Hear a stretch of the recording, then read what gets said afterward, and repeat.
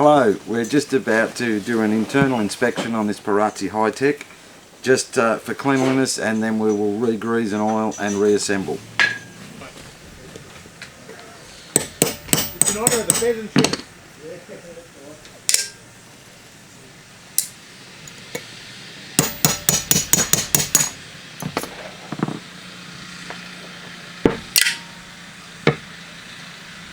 Removing that pin will remove both bottom and top firing pins, and I find the best way to remove the firing pin return springs is with an earbud.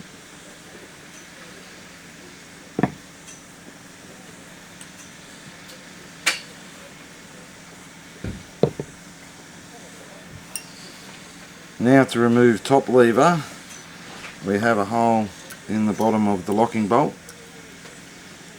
and the top lever spring housing will fly out, so you need to put your finger in front of it.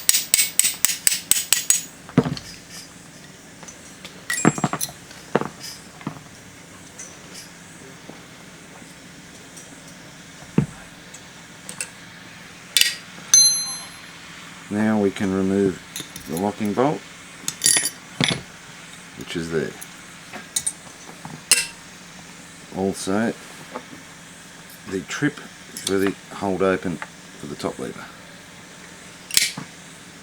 Ejector rods, I find the best way to remove those is with a large screwdriver.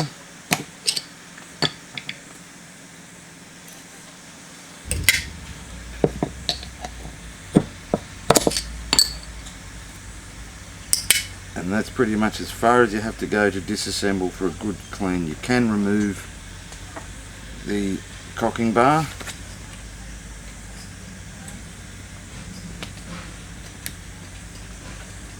which is a small screw here, which is also has a spring and plunger behind it.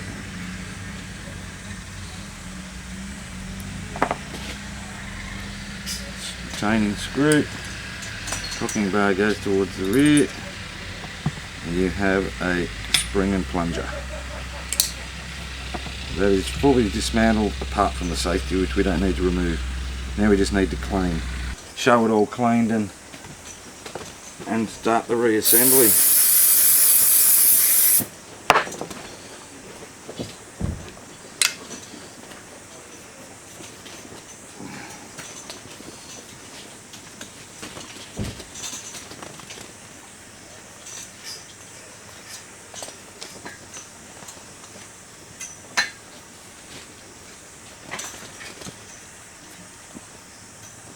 Pretty good inside.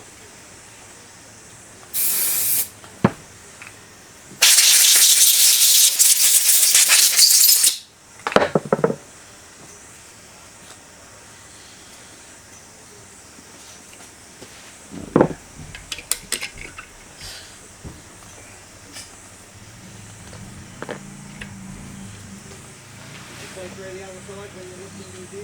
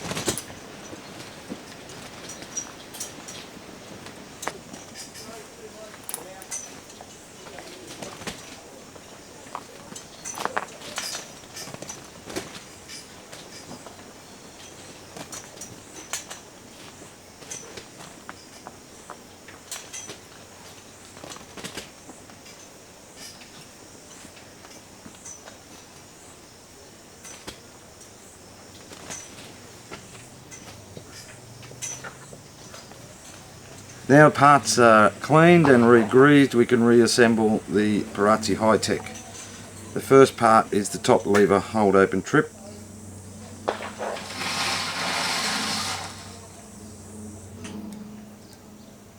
And then at that stage I like to put a light spray of oil. Then I position the cleaned and greased locking bolt, ready to accept the top lever, which we will have to use a vise to hold the padded vise to hold the receiver.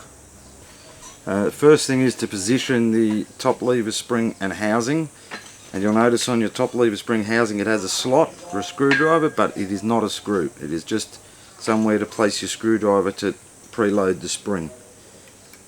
It goes into position, then it corresponds with a slot in the side of the top lever once you have loaded the spring. And make sure the trip is out of the way and test. Next we put the firing pins back in place, which is also the trip for the top lever.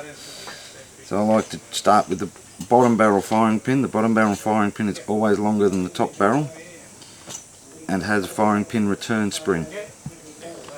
That positioned with the cutout to the top. Then we have the top lever spring latch return spring and the top lever release latch, which has to be loaded onto that spring and the pin put in place.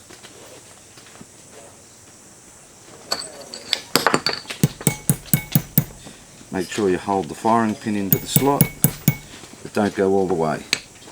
Then we need to place in the top barrel firing pin, this time with the slot to the bottom. So we've got it lined up, and carefully tap that pin without hitting the action until it holds the firing pin. Then position it the rest of the way and test its function, which is fine. Now we put in the ejector rods. The ejector rods have a flat on them. The flat faces up, so that tells us that is the right hand ejector rod. And the flat up, the left hand ejector rod. Then they have to be knocked into place.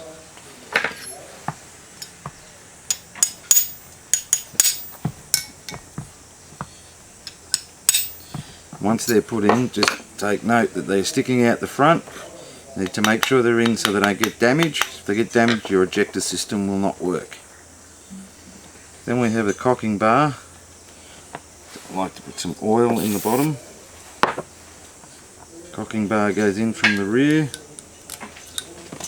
Then we have the spring, plunger, and the keeper screw.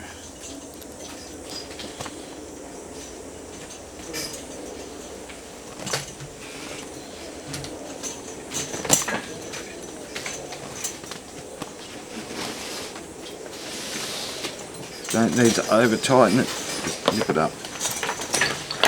That is the action reassembled.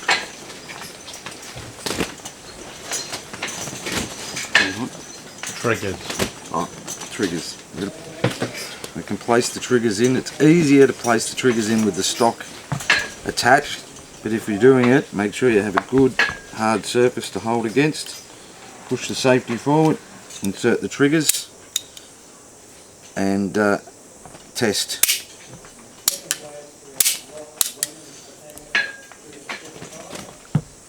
All done.